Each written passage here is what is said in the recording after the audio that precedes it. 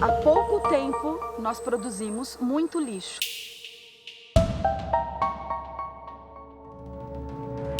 Que tipo de resíduos podem ser reciclados? Quais os resíduos que não podem? O que pode ser compostado? As respostas para essas perguntas não são tão claras, né?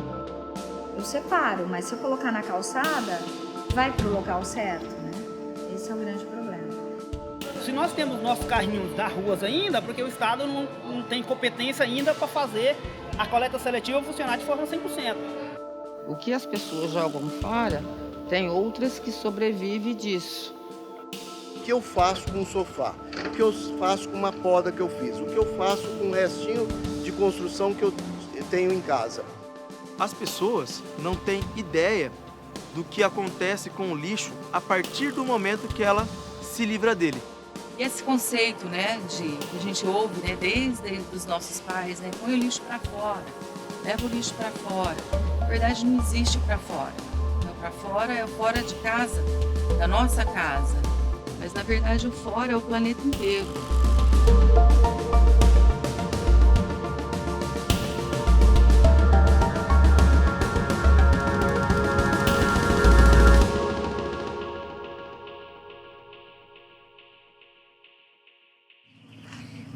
Um papelzinho de bala que você joga no chão vai pro bueiro.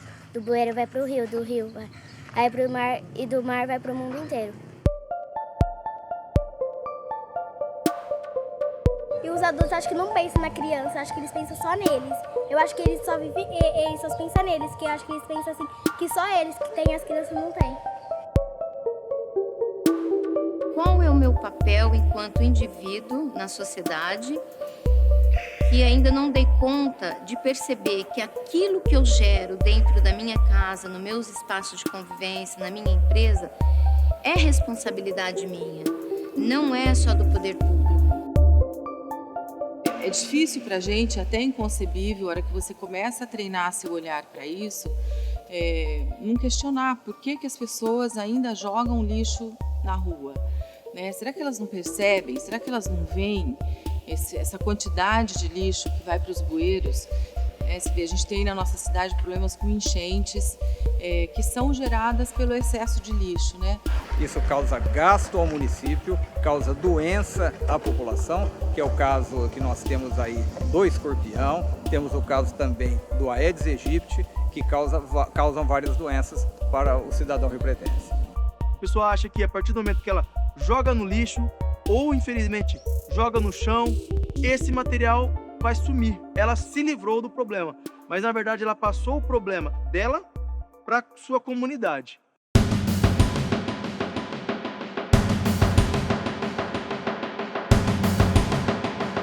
Então, quando a gente fala em descarte irregular, é muito difícil você ver alguém descartando de forma irregular meio-dia, no topo do sol. Normalmente você acorda e você vê aquele lixo que não existia no dia anterior. Então, isso já demonstra claramente que as pessoas entendem o que pode e o que não pode. Quanto mais lixo a gente joga, quanto mais lixo se joga na natureza, mais as espécies que vivem na natureza vão se extinguindo. A gente depende delas para a nossa própria sobrevivência, né? Então, por exemplo, por causa da quantidade de lixo que hoje em dia tem nos oceanos, né? Grande parte dos peixes que a gente come, que vem dos oceanos, já tem microplástico. Ou seja, a gente está comendo o próprio lixo que a gente joga fora.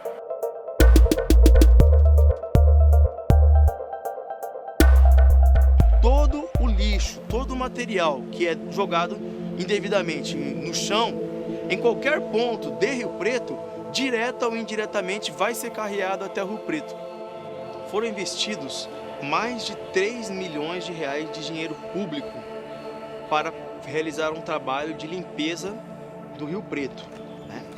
De retirada de lixo, de resíduos sólidos indevidamente depositados ao longo da calha do Rio Preto. O trabalho foi finalizado, mas é nítido, só você passar pelo rio, você vai ver uma garrafinha boiando, uma tampa de marmita, ou seja, em breve, novos recursos públicos vão ser destinados para isso, ou seja, esse dinheiro que poderia estar sendo utilizado para benefícios, para a evolução da nossa cultura, para fins sociais, está sendo destinado para limpeza de um resíduo que não deveria estar naquele local. Assim, só eu não vai mudar nada, então eu vou continuar jogando no chão. São a população que tem que ter o cuidado de zelar pela sua cidade. Deixar ela limpa, não entupir os bueiros com lixo, não jogar lixo nas ruas. E a prefeitura faz esse trabalho, limpa tudo, mas a população vai lá, joga lixo lá e tira aquele lixeirão.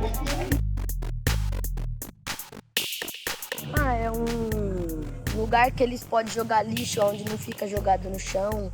É um ponto de apoio, mas eles não têm educação, eles jogam lá na mata, do lado da mata. E em vez deles virem aqui, eles jogam do lado da mata. Os pontos de apoio são pontos de entrega voluntária, onde o cidadão, né, nós comum, a gente tem que descartar uma geladeira velha, um fogão velho, um sofá, um resto de poda. Então nós temos esse local para que seja a pessoa física trazer até esse local e descartar corretamente. Para as pessoas trazerem esse restinho e a prefeitura dá essa solução. Então é um encaixe entre a população e o poder público. Todo o material descartado nos pontos de apoio virou matéria-prima. Então, o resíduo de construção, ele passa a fazer uma reciclagem, né, que é a moagem dele, e vira matéria-prima para fazer guias, sarjeta, calçadas, bocas de lobo. Postes de alambrado, caixas de passagem de eletricidade e até tijolo drenante que está sendo desenvolvido na nossa usina com material da resíduo da construção civil triturado.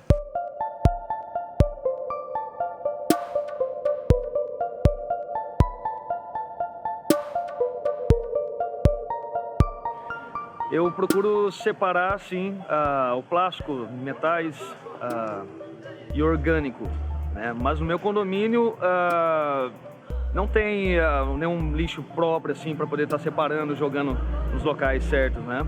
Não, nada. Coloco no saquinho de supermercado e jogo lá pro lixeiro levar. Não, a gente não separa. Porque, tipo, eu sei que é importante e tal, mas, tipo, não... Às vezes quando eu tô comendo e tal, eu olho, não, tem que jogar isso em tal lugar. Mas aí, sabe, vai tudo no lixo só, mais fácil. Preguiça. Eu sou um deles. Isso é normal da gente. Isso é uma cultura do brasileiro. Na nossa escola, tem uns lixos de cada uma corzinha lá pra fazer esse negócio. Mas não faz, tipo, as pessoas jogam tudo no mesmo lixo em todos os lugares. Separo garrafa PET, essas coisas, eu ponho na sacolinha tudo separado, né? Mas só que o pessoal é quem leva o lixo. Aí ele joga lá dentro do carro, aí não sei o que acontece lá. Porque eu ponho lá fora na cestinha e muitas vezes as pessoas levam, né?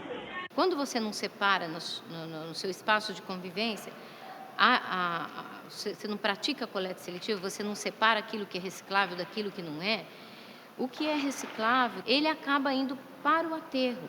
E isso, o impacto ambiental é danoso. A gente está vendo notícias do mundo inteiro, a questão do impacto ambiental quando você joga todo o seu resíduo para uma única destinação.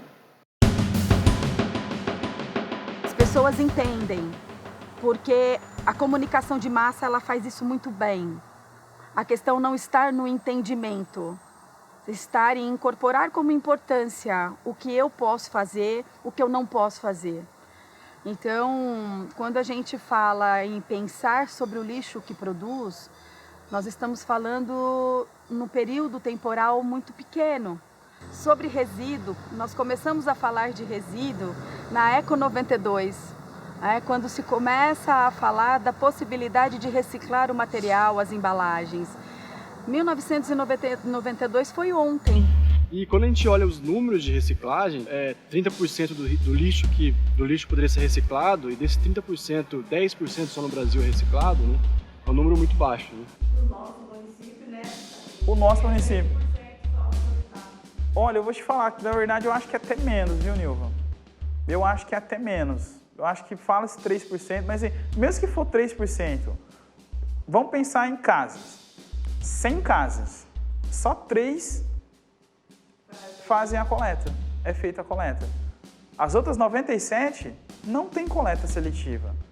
Isso varia muito entre países como, por exemplo, Inglaterra, Estados Unidos, tem uma reciclagem um pouco maior, Japão, principalmente, né? Países como o Brasil tem uma quantidade de lixo reciclado um pouco menor. A razão principal disso, né, é que você tem uma quantidade menor de políticas públicas focadas na reciclagem. As pessoas têm hábitos diferentes, claros, mas é importante, é fundamental que o primeiro passo tem que ser dado pelo Estado, garantindo os meios que as coisas aconteçam, que se reciclem, né? E, claro, colocando leis e obrigações para que as pessoas reciclem, né? A gente tem muita cultura da terceirização do problema, né? Então a gente assiste a isso, a gente entende o problema que isso causa, mas a gente não age a partir desse problema, né?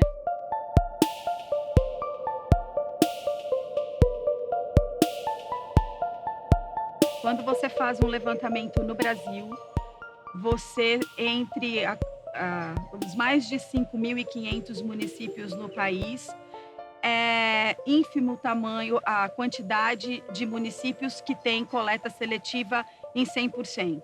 Às vezes as pessoas ainda se perguntam, né? Fica na dúvida, mas separar o reciclável me dá muito trabalho, é muito difícil. E ainda não consegue avançar nisso. Mas nada é difícil. Quando você tem o hábito de, vamos supor, de escovar seus dentes toda vez que você almoça, ou janta, ou toma um café, automaticamente você não vai lá e faz isso? A coleta seletiva é a mesma coisa. E lá dentro da casa dele não precisa separar por cor, por vidro, por latinha, por jornal, por revista.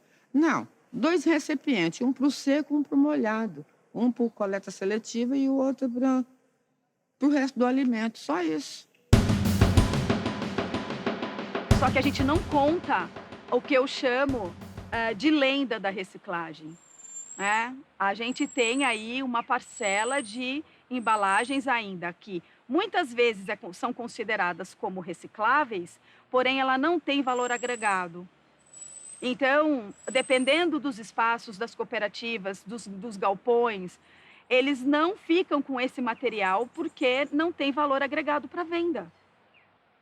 Então, você vai fazer sua parte, você faz a separação. Na hora que chega, ou na cooperativa, ou na central de triagem da empresa, uma boa parte desse material vira rejeito, vai para o aterro sanitário. Não volta para a cadeia produtiva como tem que ser. As indústrias acabam colocando o símbolo da reciclagem, mas não recicla. Pelo menos aqui na região, por que eu falo que não recicla? Aqui na nossa região ainda não tem a empresa que pega esse material e leva lá para a indústria para transformar. A gente não consegue colocar isso numa cadeia produtiva da transformação. Não consegue. Pode ser que mais próximo de São Paulo, dos grandes centros, já tenha alguma empresa que faz a transformação disso.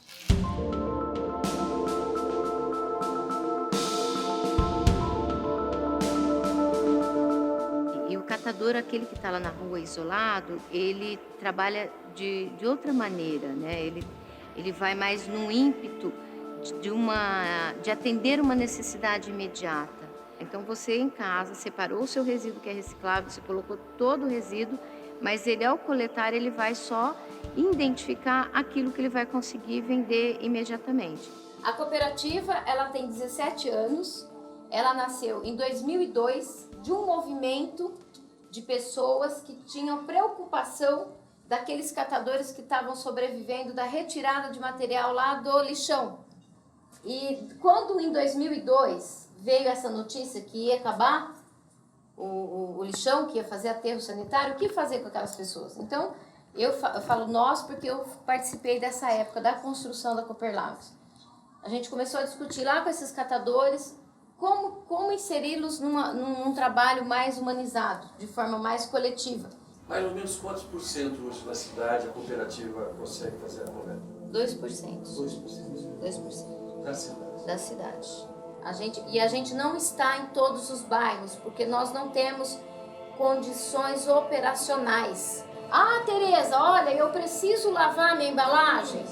Não, porque se você está fazendo coleta seletiva para economizar recurso natural, se você abre a torneira só para lavar o seu resíduo, não faz sentido, não é? Não faz sentido. Então eu abro, se eu quiser, deixo lá na pia, a hora que eu lavo a louça, lavo a mão, uma verdura, uma fruta, eu reenxaguei, a embalagem da coleta. Se eu não quiser lavar, isso aqui, ó, tampa. Usou tudo, tampa. Põe lá na sacola da coleta. Bom, nós estamos aqui na ARES, que é a Associação Rio Pretense de Educação e Saúde. Semanalmente nós damos treinamentos, capacitação sobre reciclagem, meio ambiente e coleta seletiva. São pessoas que não trabalham, que são desempregadas. Alguns dependem da reciclagem como meio de vida. Então o nosso papel aqui é ser essa ponte, tentar dar um suporte para eles, tentar dar um apoio, em parceria com a Secretaria do Trabalho, que é a nossa parceira que subsidia esse curso, para eles.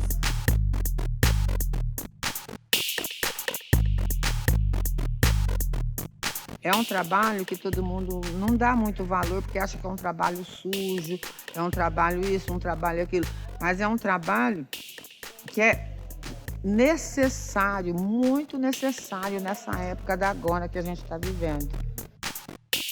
E aqui na Cooperlagos a gente não faz muito, mas tem 50 famílias aqui que já colaboram para isso.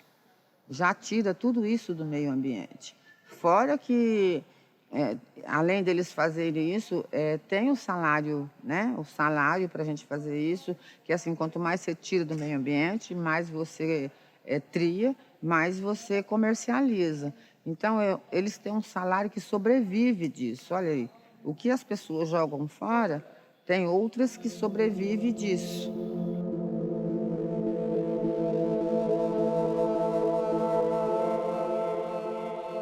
Eu vinha de uma vida muito sofrida, porque eu trabalhava na noite, Eu trabalhava com um profissional do sexo. E aqui, me deu, mudou a minha vida, sabe? Eu tenho uma vida digna, sabe? Devolveu a autoestima. Eu me criei. Quem me conhecia alguns anos atrás e vê quem sou eu hoje, totalmente diferente. Eu agradeço a Deus e esse projeto, que é uma cooperativa. Eu falo que não só recicla reciclável, mas sim vidas. Tem que ter uma política que pense nisso. Gente, é muita gente sem trabalho. Se for pensar, tem a faca e o queijo na mão. Por um lado, você tem um grande número de desempregados e por outro, você tem aí a reciclagem como uma grande alternativa. Passou-se o tempo também do discurso ambiental desconectado da sociedade e da economia.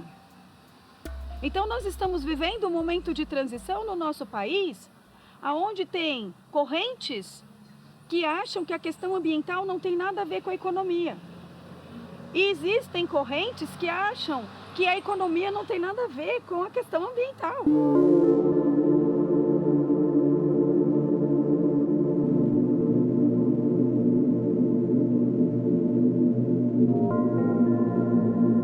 Qualquer atividade tem que ver a viabilidade econômica, porque ela é justificada pela viabilidade econômica. Para mim, hoje, trabalhar com papelão hoje, mesmo que eu tenha todo um apelo ambiental hoje, para mim é inviável, porque eu tenho que coletar 100 quilos de papelão hoje para ganhar R$15. Então, ou seja, a gente opta mais pela latinha de alumínio, pela garrafa PET, pelos outros materiais que agregam mais valor. Mas eu fico na mão dos sucateiros, que visa lucro.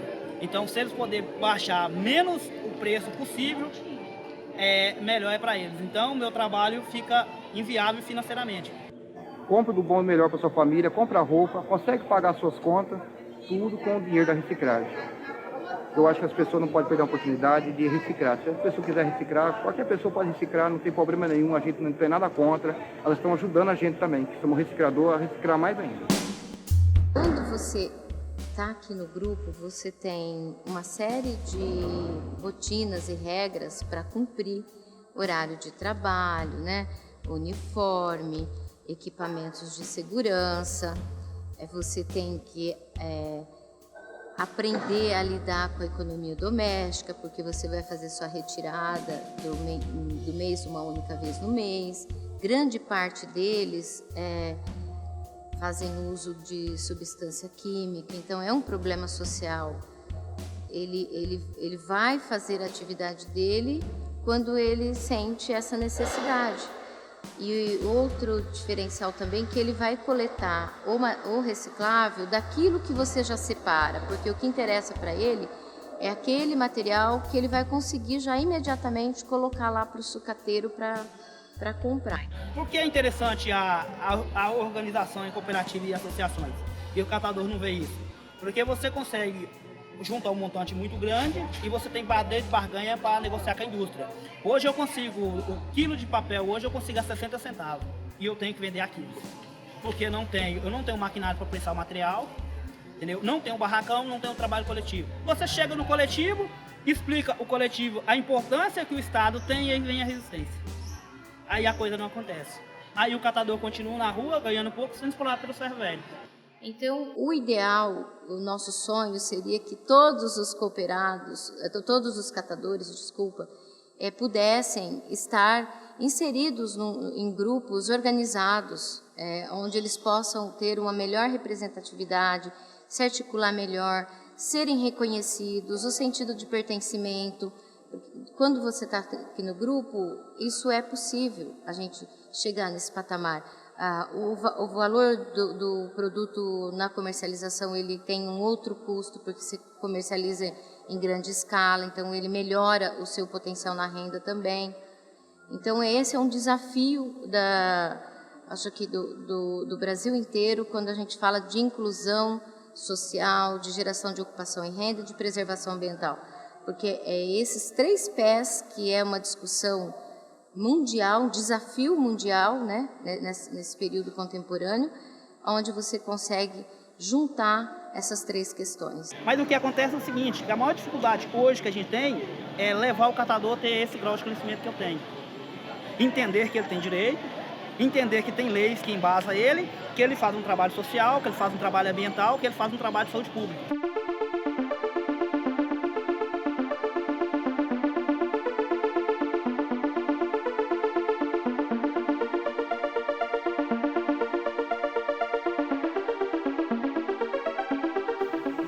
O Brasil veio para uma transformação bastante interessante a nível de legislações.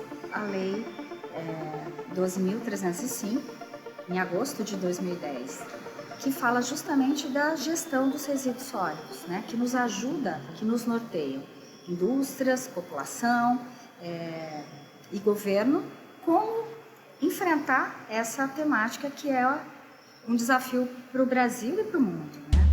O Plano Nacional de Resíduos já é claro, é uma lei de 2010 e os municípios ainda não deram conta de implantar uma lei de 2010. Então você tem a produção que vai acontecendo, a produção é vendida para o consumidor consome e aquele lixo vai embora. O que a Política Nacional de Resíduos Sólidos é que isso feche o ciclo, né? Que o produto, aquele produto que foi produzido na fábrica volte para a fábrica e seja reciclado, obrigando que os consumidores, os produtores façam isso. Então, existem várias empresas no Brasil que estão tentando se adequar a essa Política Nacional dos Resíduos Sólidos. Por mais que existam as leis, nós temos que praticá-la. Nós temos que fazer com que ela realmente seja praticada, seja realizada. Porque nós somos geradores e a gente gera vários resíduos. A gente gera papelão, a gente gera plástico, a gente gera vidro, a gente gera metal. A indústria, ela ainda também está com essa mesma dificuldade que a gente, enquanto ser individual, temos com relação ao lixo. Ela não acredita que ela precisa dar conta ambientalmente de todo o seu resíduo. Qual é o papel da indústria?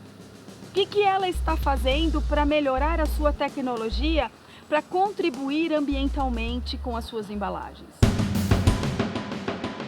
Porque ainda precisa fazer com que a indústria ela repense a sua matéria-prima das embalagens. Então, ela tem que colocar matéria-prima que seja biodegradável. Ela tem que diminuir a quantidade de plástico das suas embalagens. Os processos, as tecnologias do processo, ela tem que ser sustentável. Se nós não nos movimentarmos enquanto consumidores, né, de um produto ou de um serviço, dificilmente a organização vai, por livre e espontânea vontade, se preocupar com aquilo. Eu entendo que é nosso papel, enquanto cidadão, né, cidadãos e cidadãs, cobrar das empresas e das organizações das quais nós consumimos ou das quais nós temos parceria ou algum tipo de vínculo, um posicionamento em relação à preocupação ambiental e à responsabilidade social e ambiental. Então eu, enquanto consumidora de um produto, eu preciso questionar aquela marca, né? Eu preciso, quando eu vejo no mercado um produto que eu consumo sendo super embalado, com embalagens que eu vejo que são desnecessárias, é o meu papel enquanto cidadã entrar lá no saque, fazer alguma reclamação ou fazer algum apontamento, alguma sugestão. E cada vez mais as organizações vão entendendo, né, sendo por pressão ou sendo por um simples novo padrão do mercado, de que é necessário olhar para isso. Esse material aqui, por exemplo, não adianta ele. Então, melhor não comprar. Porque daí o fabricante, ele vai se tocar que ele tem que mudar a postura. E é previsto na lei também, na política nacional, a taxa do lixo. Por quê? Porque existe a necessidade de técnica e tecnologia para fazer coleta seletiva. Ela é muito diferente de uma coleta tradicional. Pergunta: onde se cobra a taxa do lixo? Em qual município? São poucos.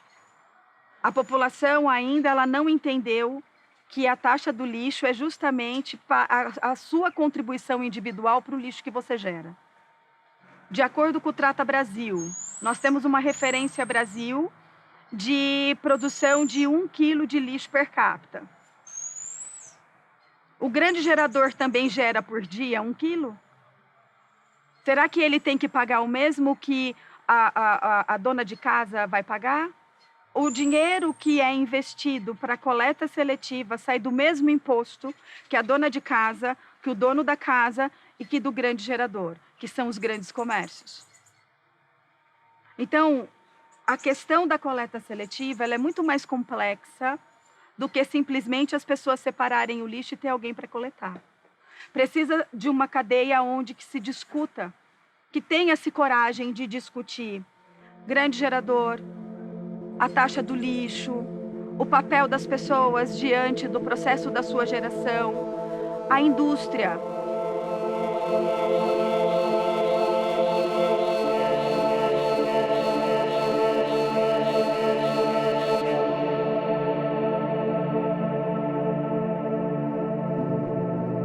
Ficar atento naquilo que eu estou produzindo de resíduo é uma responsabilidade minha. Eu não posso, no final do dia, colocar tudo num saco e colocar da porta para fora e achar que a natureza, o mundo vai dar conta disso. Não vai.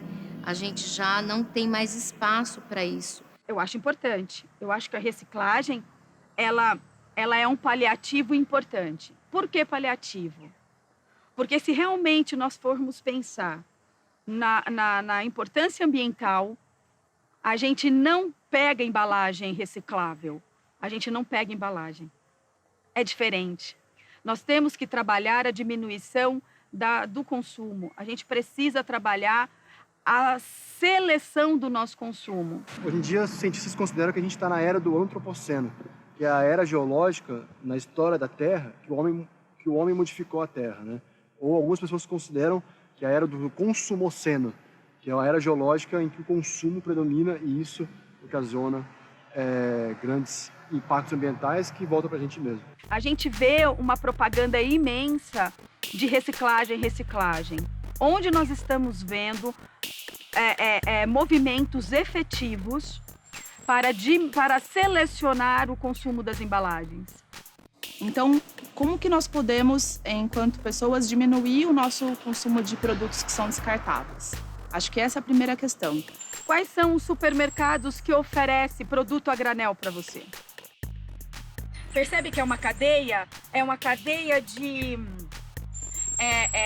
disponibilidades? Eu preciso que a indústria se disponibilize, eu preciso que o comércio se disponibilize e eu preciso que o consumidor esteja pronto. Volume de sapato, volume de roupa, volume de tudo, né?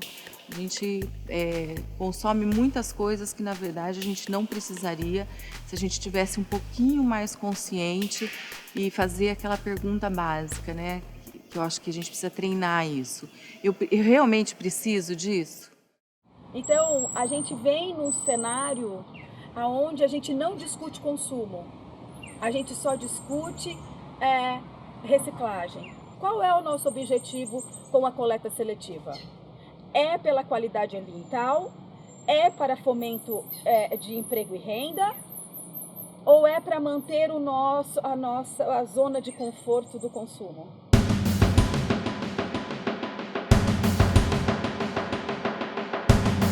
Dentre os resíduos gerados, né, grande parte pode ser reciclado, parte pode ser reutilizado e parte, né, principalmente a fração orgânica, pode ser compostado.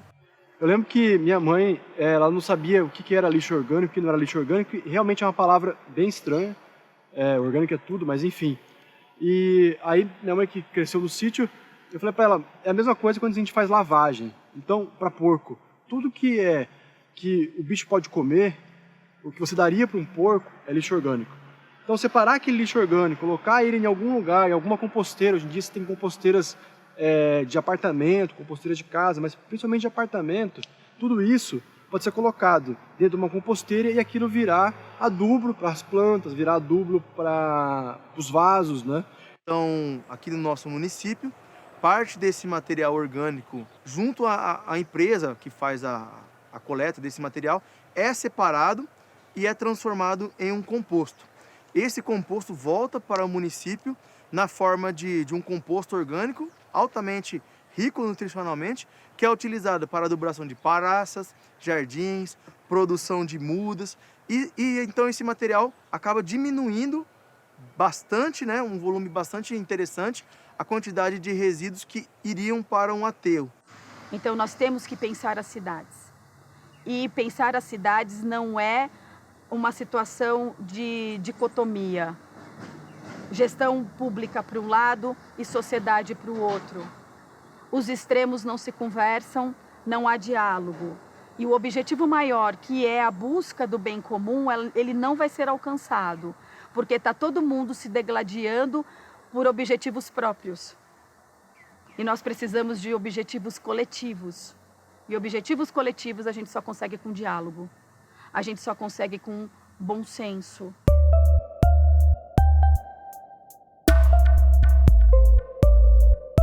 Eu gosto muito de falar que não existe bandido e nem mocinho.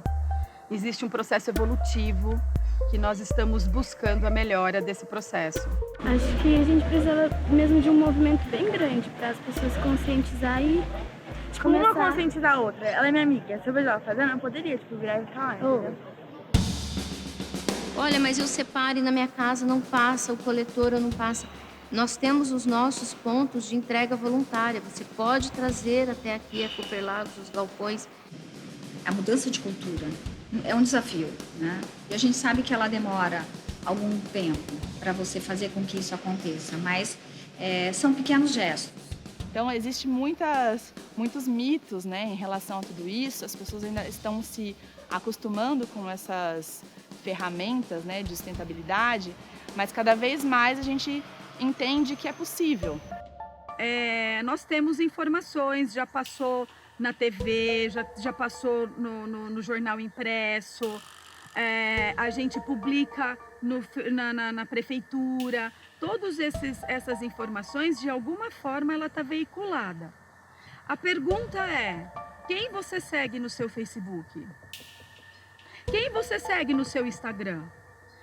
Você segue os movimentos que trabalham com a questão da coleta seletiva? Você busca informações no Instagram ou no Facebook, que são as redes sociais que são mais visualizadas hoje no planeta? Você busca esse tipo de temática? Então, uma coisa que a gente tem visto é assim, o que te aparece de informação é diante dos likes que você dá. Você tem feito esses likes em temáticas como essa? Aí que tá a pegada, né? Eu acho que essa relação da comunicação hoje na sociedade é uma relação de mão dupla. Eu concordo que ainda falta mais informação. E ainda vou um pouco além. Tem questões que não estão resolvidas totalmente, que é a questão do óleo, por exemplo. Você pode levar para os pontos de apoio o seu resíduo do óleo. Isso acontece. Tem vários movimentos na cidade, tem empresas que buscam na tua casa. Então, realmente, eu acho que precisa veicular mais. Mas essas empresas, elas fazem propaganda. Só que elas aparecem para quem busca, porque, infelizmente, hoje a gente tem o tal do algoritmo, né, que cuida da nossa visualização. Então, a gente tem que olhar um pouco também do nosso comportamento diante do que a gente quer de informação.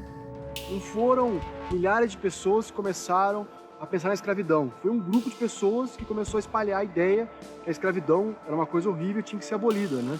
E isso foi espalhando e conseguiu mudar um conceito, uma economia que se baseava na escravidão de pessoas, né? E a questão da sustentabilidade é a mesma coisa. Não é uma mudança global que acontece de repente. É um convencendo o outro que o mundo começa a ficar um lugar um pouco melhor. E aí tem aquela coisa também das pessoas acharem, mas todo mundo faz, né? Todo mundo consome, todo mundo joga. Se cada um pensar localmente, né? Agir localmente e pensar globalmente, e esse localmente é dentro da sua casa, o lixinho que está na sua pia, o lixo que você põe para fora na sua calçada, o que você consome no supermercado.